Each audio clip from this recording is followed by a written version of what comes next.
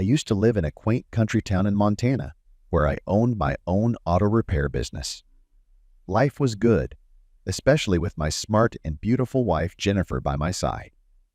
At one point, however, things changed dramatically. Jennifer and I had known each other since our youth and even went on vacations together. She was always a party crasher, but fidelity was never her strong suit. She worked at a furniture store during the day and spent her evenings clubbing. She had a wide circle of friends and acquaintances and had no trouble making new acquaintances. Unfortunately, she often got into unpleasant situations. One fateful day, she drove drunk and crashed into a fence, breaking her leg in 2 places. With a broken leg and a wrecked car, her friends abandoned her, but I decided to continue our relationship, and soon we were living together. While her leg was healing, Jennifer underwent a significant change. All of her friends and acquaintances mysteriously disappeared, but a few close buddies appeared who joined her for coffee on their lunch breaks.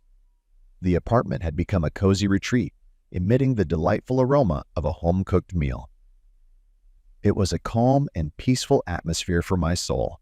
I worked hard, sometimes staying up late into the night. The earnings were solid, which allowed us to celebrate our wedding in the most luxurious restaurant where everything was top-notch. However, after a couple of months, my wife got tired of our modest lifestyle, and her constant complaints began to annoy me. She stayed at home all day, and I took on even more work. At that time, my skills were in great demand, and I was earning a good amount of money by the standards of our city. We bought a car at a salon, bought an apartment downtown, and dined at fine restaurants. Jennifer constantly rebuked me, claiming that I didn't pay enough attention to her, which caused us to fight often. I suggested that she get a job to do business and expand her social circle. At first, she supported the idea and pretended to look for a job, but her efforts were not successful. She had to wake up early, she had to put up with the pressure of work, and she found the office environment unpleasant. We agreed to buy her a dog and gave her the opportunity to take care of it herself. Our dog, Jack, accompanied us everywhere. He went to pet parlors, had regular vet visits, and took training classes. Jack was undeniably handsome, well-mannered, well-groomed, and seemingly smarter than his owner. One fall, my wife became ill and had to be hospitalized. I had to take over all the household chores, and the most difficult task was waking up early in the morning to walk the dog.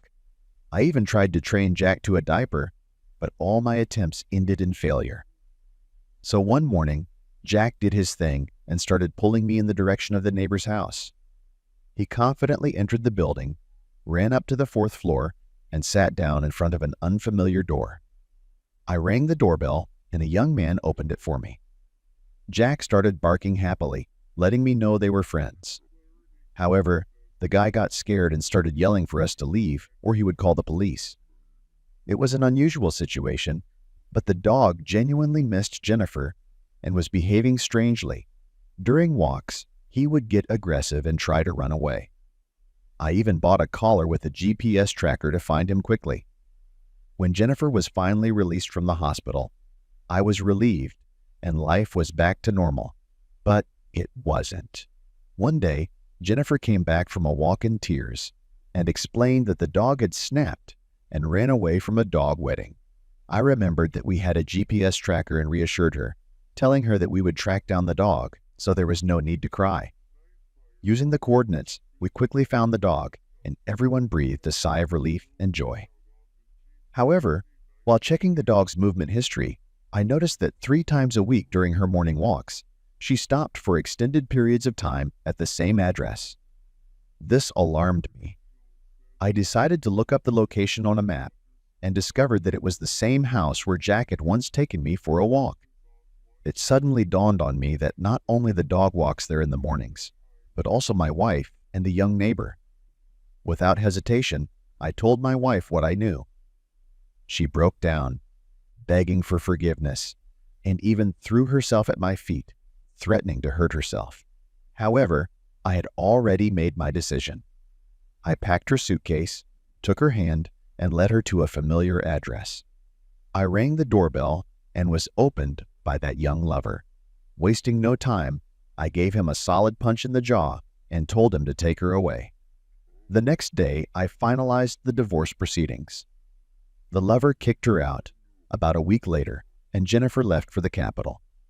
As for me, I found a smart and loyal life partner, and we're getting married soon, and I'm getting a new dog and a GPS tracker, just in case.